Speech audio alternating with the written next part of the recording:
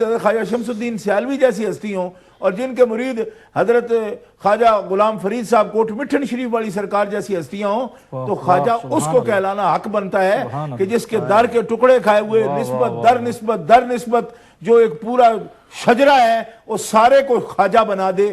اور خواجہ جو بنائے وہ یوں نہیں کہ صرف ایک مشرب کے لوگ اور جن کے دانتوں میں ان کے ٹکڑے ہوں وہی ان کو خواجہ مانتے ہوں، بلکہ وہ ایسے خواجہ ہیں کہ میں تو یہ سمجھتا ہوں کہ زمین و آسمان کا ذرہ ذرہ ان کی خواجگی کا اعتراف کرتا ہے. اس لیے میں بلا کسی یعنی مبالغہ تو یہاں حد مبالغے کا لفظ بولا ہی نہیں جا سکتا. کیوں؟ اس لیے کہ وہ تو بحر بے کراں ہیں، وہ تو ایک سمندر ہیں.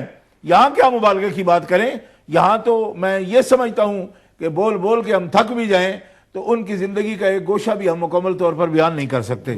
تو جہاں تک بات ہے کہ ان کے جو بات مشکل ہے وہ کیا ہے، آپ کہیں گے کہ آپ نے عجیب بات کر دی، ادھر آپ نے یہ کہا کہ مشکل ہے اور ادھر آپ شروع ہو گئے کہ بات ایسے بھی ہے ایسے بھی ہے. بھئی بات یہ ہے، یہ باتیں وہ ہیں جو ہمیں معلوم ہیں. ہمیں جو جس پر مشکل لگتا ہے وہ یہ ہے کہ یہ جتنی باتیں ہم کر رہے ہیں آپ کی شایان شان پتہ نہیں ہے کہ نہیں، آپ کی شان تو اس سے بہت بلند و بالا ہے. اللہ تعالیٰ کے ہاں وہ کتنے مقرب ہیں، یہ بات ان کی میں سمجھتا ہوں کہ جن کے فیضان سے وہ اس رتبے پر پہنچے ہیں، میں سمجھتا ہوں یا اللہ تعالیٰ جل شانہ ان اپنے محبوبوں کے ولیوں کے رتبے جانتا ہے اور یا اللہ کے پیارے رسول جانتے ہیں یا مولا علی شیر خدا جانتے ہیں جو ہیڈ ہیں ان سارے اولیاء کے، یعنی جو سردار ہیں.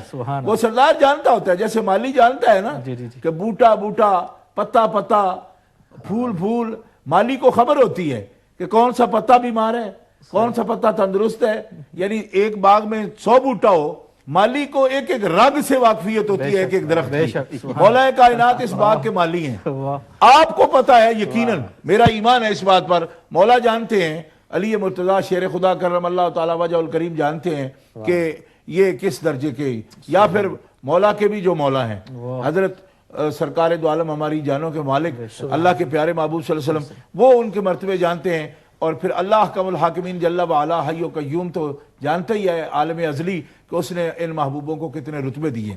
لیکن ایک سوال یہاں پہ یہ بھی آتا ہے کہ دیکھو بھلے بندو، جب تمہیں معلوم ہی نہیں ہے اعتراف بھی کرتے ہو تو ہمارا سر کس لیے کھاتے ہو؟ ہر رات کو 3 گھنٹے بٹھاتے ہو 12:30 بجے تک، پتہ تمہیں خود کوئی نہیں، تو جب پتہ ہی نہیں ہے تو ہمارا سر کس وجہ سے کھاتے ہو؟ جی ایک سوال اٹھتا ہے نا بھئی. جب دیکھو کہ مجھے یہ کہا جائے کہ لو جی عرفان شاہ تو بڑا مولوی ہے، تو جب بڑے مولوی کا یہ حال ہو، جس کو ہمارا اینکر کہے بڑا مولوی ہے، بڑا مولوی تو یہ سر ہے میرا، جہاں خواجہ جیسے ہستیوں کی ان کے غریب نواز کے غلاموں کی جہاں جوتیاں ہیں نا، یہ بڑا ان جوتیوں کی خاک کے برابر بھی نہیں ہے. اس لیے یہ بڑائیاں کچھ بھی نہیں. مقرب بندوں کے راہ کی خاک ہونا ہمیں قابل ہو جائے نا، ہمیں قیامت کے دن اس کو مان لیا جائے کہ ان کی جوتیوں کی یہ دھوڑ ہے تو الحمدللہ ہماری خاک ٹھکانے لگی. میں قسم اٹھا کر کہتا ہوں رب العرش جل وعلا کی یہ فخر ہے ہمارا کہ ہم عاشقوں کی راہ کی دھول ہیں. وہ اتنا ہی مان لیں کہ جس راستے پر ہم گزرے ہیں اس کے ہماری جوتیوں کے نیچے جو مٹی آئی ہے یہ وہ لوگ ہیں. کوئی بڑائی نہیں، کوئی علمی نہیں بات، کوئی عملی نہیں بات، کچھ بات نہیں. اس لیے کہ درد مندوں کی خاک راہ ہونا یہی بہت بڑا میں سمجھتا ہوں. بلکہ وہ خاک راہ بھی ہمیں نصیب ہو تو ہم اپنے بصر یہ جو آنکھیں ہیں ان کا سرما بنا لیں، اس لیے کہ درد مندی کی کوئی قیمت نہیں ہے. وہ انمول خزانہ ہے. قدرت جو ہے وہ میں کہتا ہوں مخلوق کی ہر چیز سے بڑھ کر جو ہے نا وہ ذات مطلق کی طرف سے درد مندی کا خزانہ ہے جس کو بخشا گیا ہے. اور درد مند بندے خدا کے درد و سوز والے اور عشق و محبت والے جو عشق الہی میں کشتا ہیں ان کی بات کر رہا ہوں. اور خواجہ وہ ہیں کہ جن کی تو نظر جو ہے نا وہ پتھروں پہ پڑے تو ان کے اندر بھی سوز پیدا کرتی ہے. اس لیے میں اس سوال کا جواب پھر بھی رہ گیا کہ جب آپ معلوم نہیں پورا تو پھر کیوں بیٹھتے ہو؟ اس لیے بیٹھتے ہیں کہ حضرت سید الطائفہ امام الطائفہ ابو القاسم حضرت جنید بغدادی رضی اللہ تعالی عنہ کا قول مبارک امام یافعی رحمۃ اللہ تعالی علیہ نے نقل کیا، اور اس کو آپ سن لیں.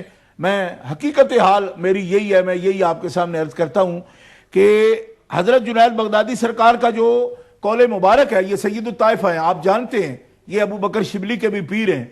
کیا تعارف کراؤں ان کا، دنیا واقف ہے، یہ سید الطائفہ ہیں، ولیوں کی جماعت کا سید ہے، طائفہ اولیاء کا یہ سید ہے جنید بغدادی، حضرت سری سکتی کا خلیفہ ہے، اور خواجہ معروف کرخی کا پوترا خلیفہ ہے حضرت جنید بغدادی، اور یہ حضرت شیخ ابو بکر شبلی اور عبد الواحد تمیمی اور حضرت شیخ ابو الحسن انکاری رحمۃ اللہ علیہ، ابو سعید مخزومی رحمۃ اللہ علیہ، اور غوث پاک شہنشاہ بغداد کے پیر ہیں یہ جن کی میں بات کر رہا ہوں، حضرت سید الطائفہ جنید بغدادی۔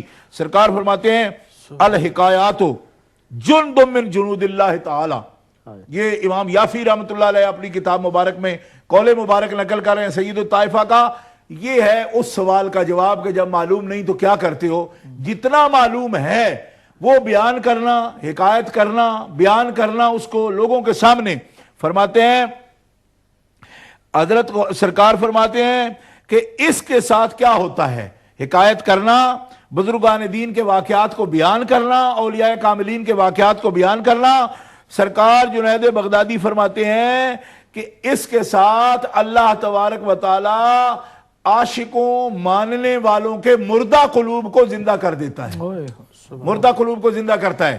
کثرت عصیان کے ساتھ، گناہوں کی کثرت کے ساتھ قلب جب مردہ ہو جاتے ہیں تو خدا کے مقرب بندوں کا ذکر جو ہے اس سے مردنی کو ختم کر دیتا ہے، اس میں حیات پیدا کر دیتا ہے۔ یہ میرے حضور امام الطائفہ سید الطائفہ حضرت جنید بغدادی کا قول مبارک ہے، جس کو امام یافعی رحمۃ اللہ تعالی علیہ جو ہے وہ نقل فرما رہے ہیں۔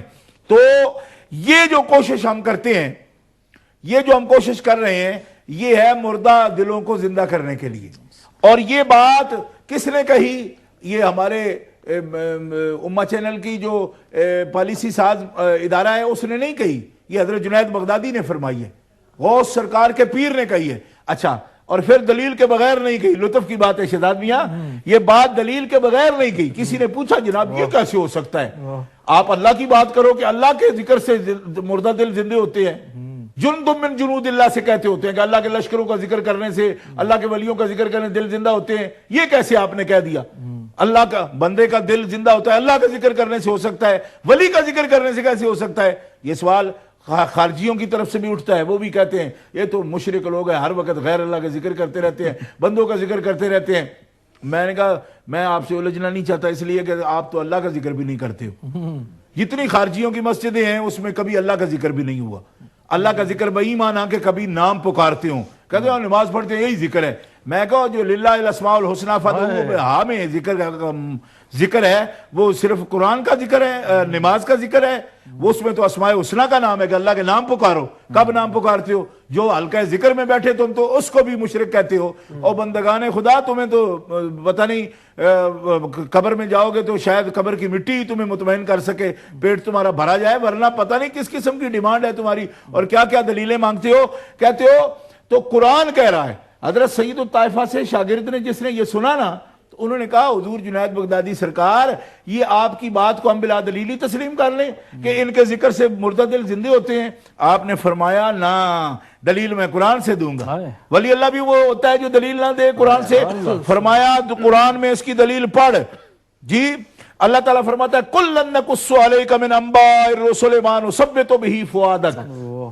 حضرت جنید بغدادی نے یہ دلیل قرآن سے پیش کی کہ اللہ تعالیٰ فرماتا ہے اور رسولوں کی خبریں اور ان کے واقعات میں تم سے کیوں بیان کرتا ہوں، سب باتیں ہم آپ پر بیان کرتے ہیں۔ نَقُصُّ عَلَيْكَ مِنْ أَنبَاءِ الرُّسُلِ، اے حبیب آپ کے سامنے بھی ہم بیان کرتے ہیں۔ کیا؟ کس سے؟ نَقُصُّ عَلَيْكَ مِنْ أَنبَاءِ الرُّسُلِ، رسولوں کی خبریں ہم آپ کو دیتے ہیں، کس لیے؟ نُثَبِّتُ بِهِ فُؤَادَكَ، جس کے ذریعے ہم آپ کو ثابت قدم کرنا چاہتے ہیں، آپ کا دل مضبوط کرنا چاہتے ہیں۔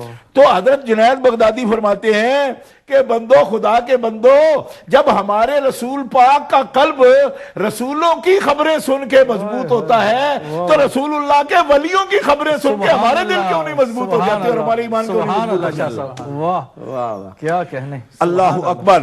اس لیے حضرت ابو سلمان دارانی رحمۃ اللہ تعالی علیہ سے آپ فرماتے ہیں کہ اہل اللہ کی نصیحتیں انسانی قلوب کو رب العزت جل وعلا کی طرف متوجہ کرتی ہیں۔ اللہ والوں کی مجلسیں، ان کی صحبتیں، ان کی باتیں۔ اسی لیے یہ ایک امام وقت اور ولی کامل نے کہا کہ یک زمانہ صحبت با اولیاء بہتر ہے 100 سالہ طاعت بے ریا. کہتے ہیں 100 سالہ بے ریا عبادت سے یہ بہتر ہے کہ کسی صاحب نظر کی مجلس میں آداب کے ساتھ چند گھڑیاں بیٹھ لیا جائے. اس لیے کہ صحبت کی تاثیر کا مذہب بھی قائل ہے، شریعت بھی قائل ہے، عقل بھی قائل ہے. دیکھو صحابہ کرام کے مرتبے کیوں بڑھ گئے عمل والوں سے؟ اس لیے بڑھ گئے کہ وہ ہم صحبت ہیں رسول اللہ کے، ہم مجلس ہیں رسول اللہ کے.